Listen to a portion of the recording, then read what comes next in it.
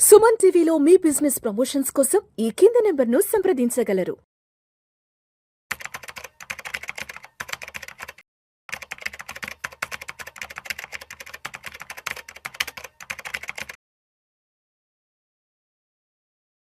నమస్తే హర్ష.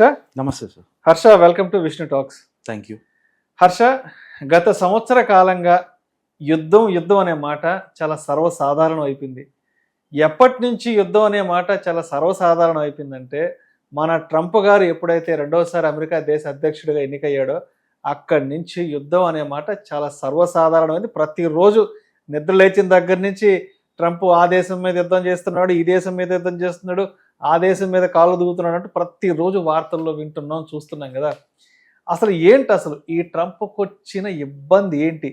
అసలు ఏ ఏ దేశాల మీద, అంటే ఎందుకు ఆయన పలానా దేశాల మీద యుద్ధం చేయాలనుకుంటున్నాడు, అక్కడి పరిస్థితులను తనకు అనుకూలంగా మార్చుకోవాలనుకుంటున్నాడు, అంటే అసలు ఏం ఎక్స్పెక్ట్ చేస్తున్నాడు ఒక్కొక్క దేశం నుంచి ట్రంప్? అసలు ఇప్పుడు లేటెస్ట్గా ఇరాన్ అమెరికా యుద్ధం అంటున్నారు.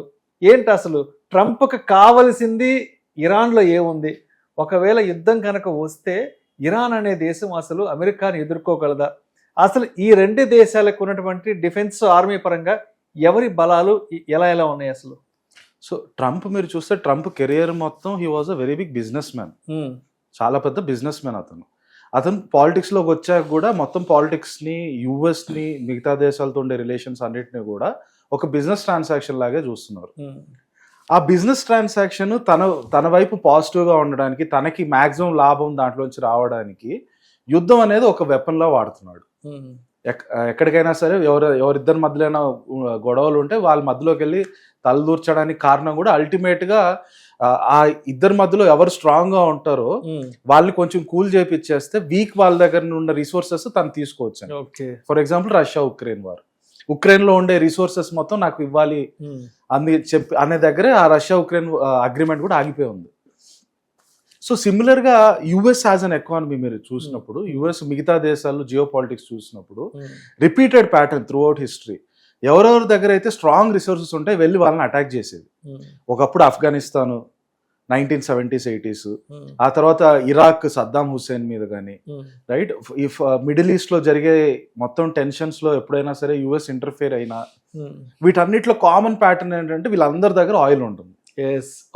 ఆయిల్ నిక్షేపాల కోసం ప్రతి దేశంతో పేచి పెట్టుకుంటున్నాడు. రైట్. ఈవెన్ రీసెంట్ గా వెనజువెలా కూడా అల్టిమేట్ గా ఏంటి, వెనజువెలాలో ఉండే ఆయిల్ రిజర్వ్స్ మొత్తం యుఎస్ కంట్రోల్ చేయాలన్న అఫీషియల్ గానే అనౌన్స్ చేస్తారు.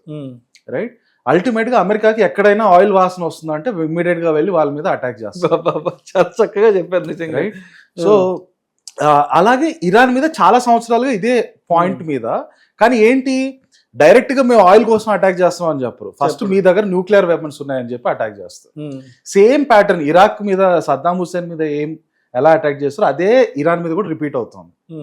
ఇరాన్ లో న్యూక్లియర్ వెపన్స్ ఉన్నాయన్న సాకుతోటి అమెరికన్ ప్రజల్ని నమ్మించి కాన్స్టెంట్ గా డబ్బులు తీసుకొచ్చి ఇలా ఇరాన్ ని ట్రబుల్ చేయడంలో పెడుతున్నారు. ఇప్పుడు ఇరాన్ విషయానికి వస్తే, ఇరాన్ లో మనం చూస్తే హిస్టరీని పక్కన పెట్టి రీసెంట్ గా ఏం జరుగుతుందంటే, అమెరికా ఇరాన్తో న్యూక్లియర్ ఒప్పందం ఒకటి చేయమని అడుగుతోంది. దాని ప్రకారం ఏంటంటే వాళ్ళ దగ్గర ఉండే యురేనియంని న్యూక్లియర్ లెవెల్ వరకు ఎన్రిచ్ చేయకుండా ఆపి ఉంచడం ఆ అగ్రిమెంట్ ఒక ఉద్దేశం. అంటే ఈ న్యూక్లియర్ బాంబ్ తయారు చేయాలంటే దానికి యురేనియం అవసరం. ఆ యురేనియం అందరి దగ్గర ఒక లెవెల్లో ఉంటుంది. దాన్ని టెక్నాలజీ వాడి దాని లెవెల్ పెంచుతారు. అమెరికా ఈ అగ్రిమెంట్ ద్వారా ఇది నువ్వు పెంచకుండా ఉండేలా అగ్రిమెంట్ సైన్ చేయమని అడుగుతుంది ఇరాన్ వెనకాడుతోంది, నేను చేయను అని చెప్పి. ఈ లోపల ఏం జరిగింది, అమెరికా ఇరాన్ మీద చాలా శాంక్షన్స్ పెట్టింది. సరే నువ్వు అగ్రిమెంట్ సైన్ చేయవు కదా, అందుకని చెప్పి మిగతా దేశాలు ఎవరు ఇరాన్తో ట్రాన్సాక్షన్ చేయకండి, ఎకనామిక్ లావాదేవీలు ఏమీ చేయకండి, బిజినెస్ లావాదేవీలు ఏం చేయకండి, శాంక్షన్స్ పెట్టింది. దానివల్ల ఇరాన్ ఎకానమీ కొంచెం సంక్షోభంలోకి వచ్చేసి, డిసెంబర్లో ఏం జరిగిందంటే ఇరాన్ ఎకానమీ బాగా సంక్షోభంలోకి వచ్చేసరికి జనాలు రోడ్ల మీదకి వచ్చి తిరగబడ్డారు ప్రభుత్వం మీద. అసలు మీరు పనికిరాని వాళ్ళు ఎకానమీ అంతా మునిగిపోతుంటే ఏం చేస్తున్నారు. అప్పుడు ఇరాన్ ప్రభుత్వం ఏం చేసింది, చాలా బ్రూటల్గా మొత్తాన్ని ఆపేసింది. ఆ ప్రొటెస్ట్ మొత్తం చాలా మందిని చంపేయడం, గన్లతో షూటింగ్లు చేయడం, వాళ్ళ సొంత ప్రజల మీద అటాక్ చేస్తుండేది.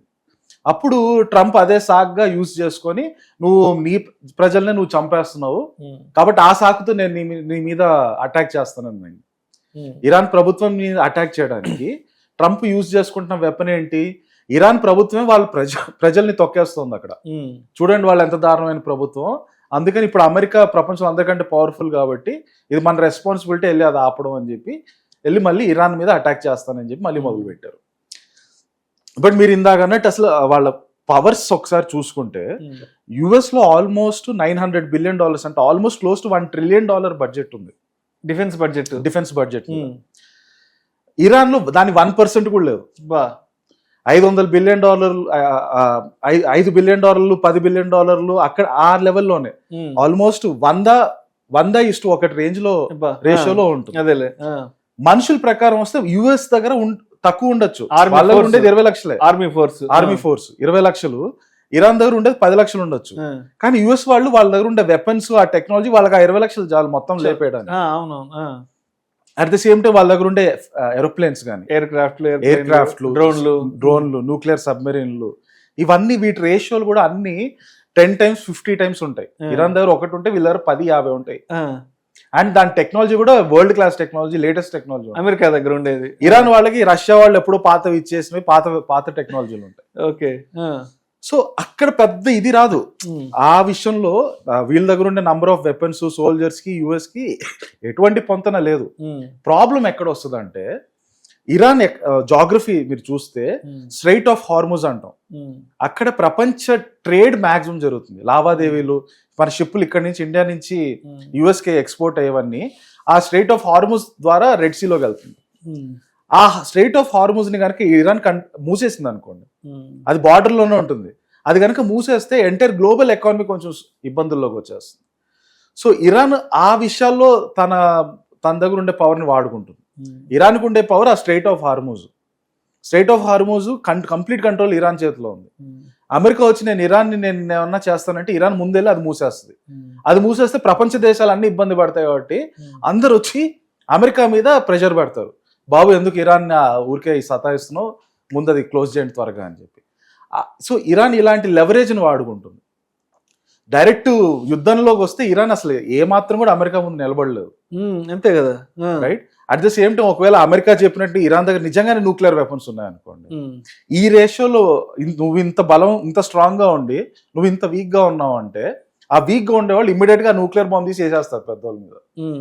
ఎందుకంటే ఇంకా చేయడానికి ఏం లేదు. అవునవును, వాళ్ళ దగ్గర ఉండే నార్మల్ వెపన్స్ వాటితో వెళ్ళి యుద్ధం చేస్తే ఒక రోజు 2 రోజుల్లో లేపేస్తారు అందరిని ఇరాన్ ని.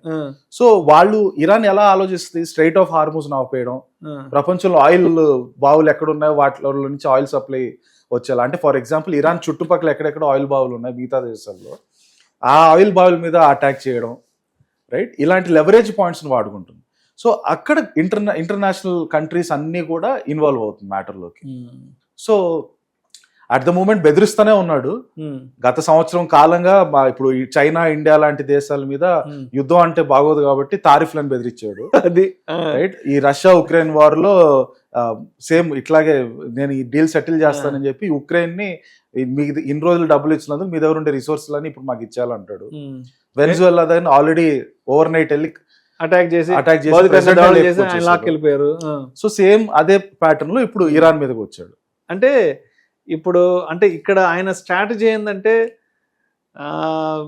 పాపులేషన్ పరంగా, డిఫెన్స్ పరంగా, అణ్వాయుధాల పరంగా ఎవరెవరు స్ట్రాంగ్ గా ఉంటారో వీళ్ళతో మాటల యుద్ధాలు చేస్తుంటాడు, లేదంటే టారిఫ్ల యుద్ధాలు చేస్తుంటారు. ఏ దేశాలు కొంత చిన్నగా ఉండి కొంచెం చిన్న పాపులేషన్ ఉండి ఎవరి దగ్గర అయితే డిఫెన్స్కి సంబంధించినటువంటి ఆ ఎక్విప్మెంట్ ఇదంతా తక్కువ ఉంటుందో వీళ్ళ మీద ఏకంగా భౌతిక దాడులు చేసేస్తాడు.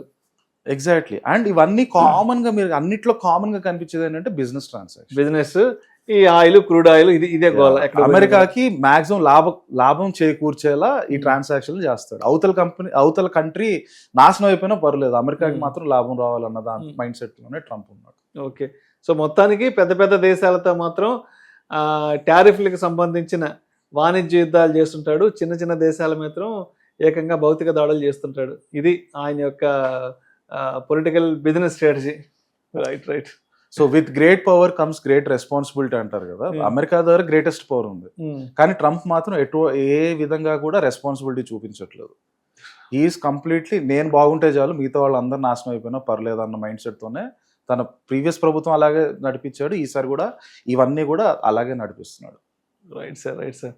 Thank you sir, thank you so much Harsha. Thank you sir.